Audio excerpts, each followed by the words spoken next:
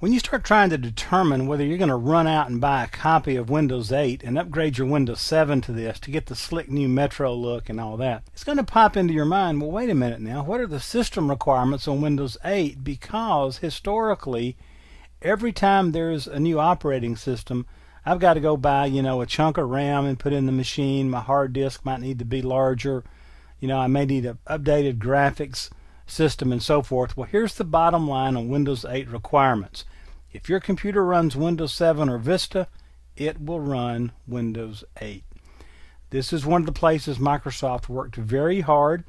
They really did their best to make sure that this operating system either required the same as Windows 7 or even a little less in some instances. Okay, the little less is a little iffy, but however, if it runs Windows 7, you're going to like it on Windows 8. Now, provided you're liking it on Windows 7, okay? But the Metro experience is what's going to be most seriously impacted by hardware. So if you don't have enough RAM, then your Metro experience is going to be not as smooth, not as responsive as you would like. But again, if you've got a good running machine on 7, you're going to like what you get on 8. So let's take a look at the hardware system requirements that Microsoft's published on Windows 8. Well, first of all, for the processor, the CPU, you need 1 gigahertz or faster. As always, more faster is more better. All right, a little grammar there for you.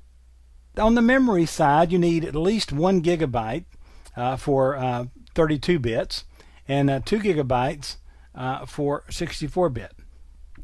Now again, these are requirements, and the recommends are going to be higher than this. For the hard disk, you need 16 gigabytes of free space for the 32-bit version, 20 gigabytes of free space for the 64-bit version of Windows 8.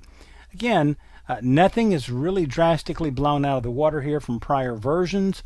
And then on the graphics side, you just need a DirectX 9 device with a WDDM 1.0 driver or better.